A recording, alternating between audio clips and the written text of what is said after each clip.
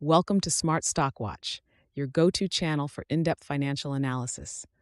Today is October 21st, 2025, and we're diving into Home Bancorp's recently released third-quarter earnings report. Joining us is John, a senior analyst from Smart Stock Watch. John, thanks for being here. Thank you for having me.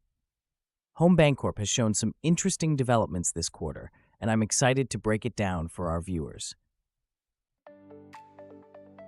Revenue and profitability overview.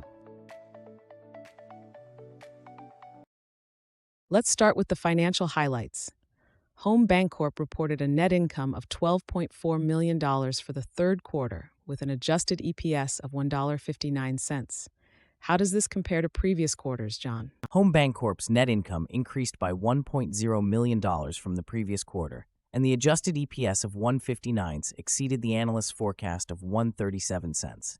This growth is supported by a 2% increase in net interest income, reaching $34.1 million, and a net interest margin expansion to 4.10%.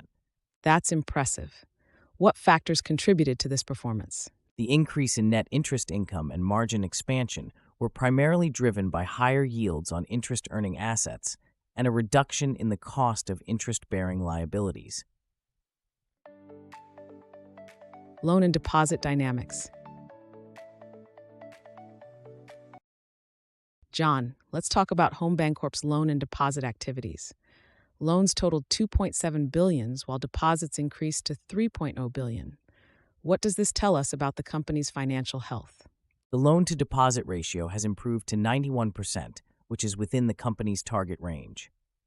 Although loan production slowed, the deposit growth of $67.3 million, or 2.3%, indicates strong customer confidence and liquidity management. How does this impact their overall strategy?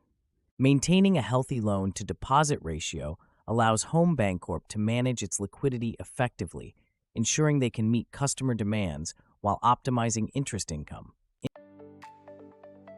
Credit quality and risk management. Credit quality is always a concern for banks. Home Bancorp reported non-performing assets of $30.9 million. How should investors interpret this?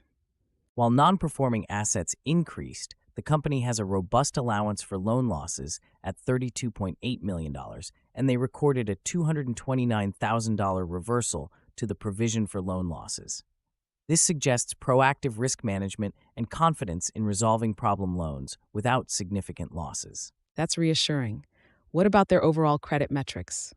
Despite the increase in non-performing assets, Home Bancorp's credit metrics remain stable, reflecting their ability to manage credit risk effectively. Dividend and capital management. Home Bancorp announced a 7% increase in their quarterly dividend. What does this signal to investors? The dividend increase reflects the company's strong capital position and confidence in future earnings. With shareholders' equity at $423 million and a Tier 1 leverage ratio of 11.90%, Home Bancorp is well capitalized to support growth and return value to shareholders. And what about their share repurchase activity?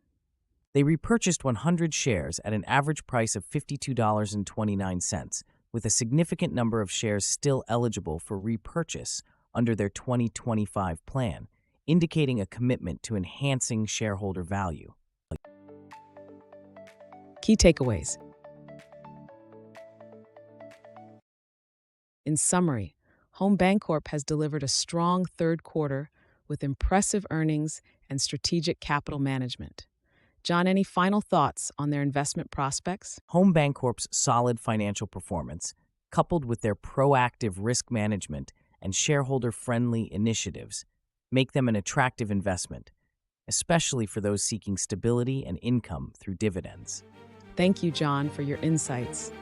And thank you to our viewers for tuning in. Don't forget to like, share, and subscribe to Smart Stock Watch for more financial analyses. We'd love to hear your thoughts on Home Bancorp's performance in the comments below.